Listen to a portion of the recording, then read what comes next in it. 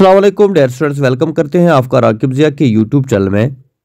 दोस्तों, जैसा आप जानते हैं कि कश्मीर यूनिवर्सिटी की तरफ से बीएलबी एंट्रेंस की नोटिफिकेशन आ गई है। 30 मई जो है लास्ट डेट है, और जो भी इंटरेस्टेड है बीएलबी एंट्रेंस करने में तो उनको चाहिए कि वो जल्द से जल्द फॉर्म भरें।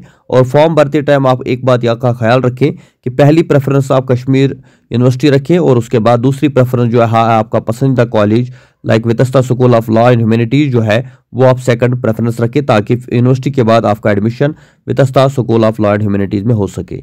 और ख़ास बात यह है कि आज हमारा जो टॉपिक है that is economics most important MCQs, क्योंकि जो आपका इंट्रेंस का पेपर आता है उसमें इकोनॉमिक्स से 6-7 एमसीक्यूज़ पूछे जाते हैं। तो इसलिए काफ़ी बच्चों को इसमें कन्फ्यूजन होता है कि हम इकोनॉमिक्स में किन टॉपिक्स को पढ़ें। तो आज के इस वीडियो में हम आपके साथ कुछ इंपॉर्टेंट एमसीक्यू शेयर करेंगे, और इंशाल्लाह उसके बाद हमारी सीरीज कंटिन्यू रहेगी। हर एक टॉपिक के ऊपर हमने वीडियोस बनाए हैं। इससे पहले Indian polity, Indian history, Indian geography के ऊपर भी हमारा वीडियोस आ चुका है।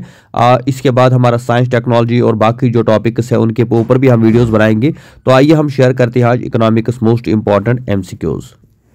Economics most important MCQs. Question number 1 is what do you mean by a mixed economy. Mixed economy का मतलब क्या होता है? इसका सही आंसर है B, public and private sector. जब पब्लिक और प्राइवेट सेक्टर दोनों काम करेंगे एक साथ तो उसको मिक्सड इकोनॉमी कहा जाता है। जैसे इंडिया की जो इकोनॉमी थी that is called mixed economy.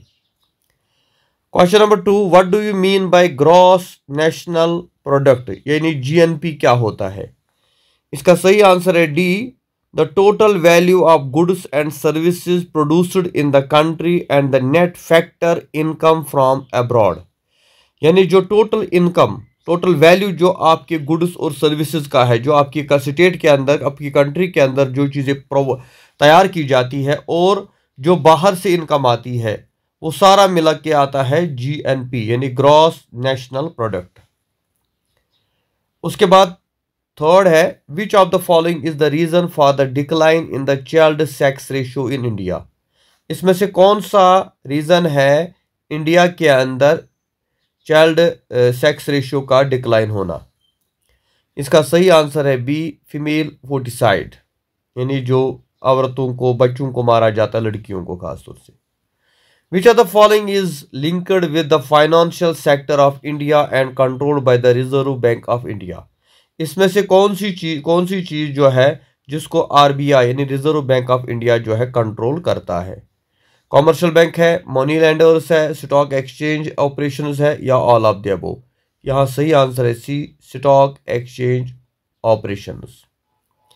When price floor is set above equilibrium price it will result in surpluses. What is gross domestic product, यानी जीडीपी? जीडीपी क्या होता है? इसका सही आंसर है D, the monetary value of all the finished goods and services made within a country during a specific period. यानी जो value है उन चीज़ों का जो आपकी स्टेट के अंदर भी तैयार की जाती है उनको जीडीपी कहते हैं, जिसमें बाहर की इनकम ऐड नहीं होती। What is the main economic problem faced by the society. Society में इस वक्त कौन सी मेन प्रॉब्लम फेस की जाती है?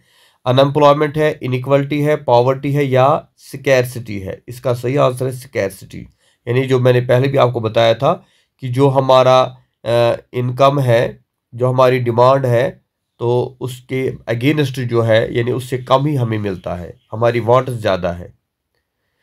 What does capitalism refer to. Capitalism का मतलब क्या होता है? The use of market, government ownership of capital, या private ownership of capital, private ownership of homes and cars? इसका सही आंसर है C, private ownership of capital goods, यानी जब प्राइवेट इंडस्ट्री या कैपिटलाइजेशन उसी को कहते हैं। The goal of a pure market economy is to meet the desire of. जो प्योर मार्केट इकोनॉमी है उसका गोल क्या होता है? सही आंसर है कंज्यूमर, यानी कंज्यूमर को सेटिस्फाई करना, कंज्यूमर को अट्रैक्ट करना। Which among the following is the main function of a stock exchange. Stock exchange का काम क्या है? Provide liquidity to existing securities and shares. Which among the following is called financial backbone of Indian power sector. Indian power sector का financial backbone क्या होता है, कौन है? इसका आंसर है B, power finance corporation. Which of the following is the biggest contributor to the foreign reserve of India? Foreign reserve of India जो है बिगेस्ट कंट्रीब्यूटर कौन सा है? इसका सही आंसर है बी, यानी अगर यहाँ पे देखेंगे बी क्या होता है, यानी फॉरेन एसेट्स, यानी गोल्ड भी नहीं बल्कि फॉरेन एसेट्स जो है हमारा main. Opening of maximum ATM is an example of which of the following? यानी ज़्यादा से ज़्यादा एटीएम खोलना जो है ये किस चीज़ को दिखाता है? Direct marketing. Who is the author of the book the theory of economic growth? इसका ऑथर कौन है? W Arthur Lewis. Who is known as the father of yellow revolution in India? Yellow revolution जो India में आया था इसका father किसको माना जाता है? Sam Pitroda. Antyodaya program is associated with which of the following? ये किसके साथ एसोसिएट है? Upliftment of the poorest of the poor. उसके बाद 17th एमसीक्यू है, what does the term incentive mean? Incentive का मतलब क्या होता है? इट कुड बी इधर बी अ रिवॉर्ड और ए पेनल्टी। इंसेंटिव, रिवॉर्ड या पेनल्टी दोनों को बोला जाता है। The study of determining the prices in India in individual market is called micro economics. यानी माइक्रो इकोनॉमिक्स का मतलब क्या होता है? The study of determining the prices in individual market. Economics is the study of, economics किस चीज को study करता है? The choices we make because of scarcity. Which of the following given agencies has published expected loss based ratings? SEBI. The term national income, national income किसको कहते हैं? Total employment. The general theory of employment, interest and money is a famous book written by which of the following? ये किससे लिखी है? जेब कीनीज।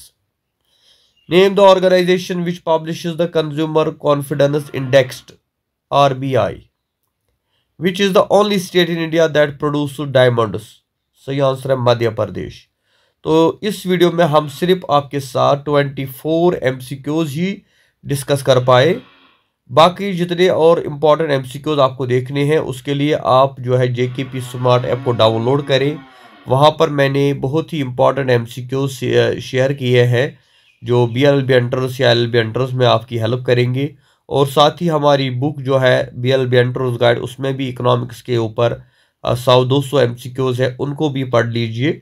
तो इंशाल्लाह आपको जो इकोनॉमिक्स का पोर्शन है जिसमें से मैं कम से कम 6-7 MCQs आते हैं वो आपके इंशाल्लाह क्लियर हो जाएंगे। Thank you very much. खुदा हाफिज़।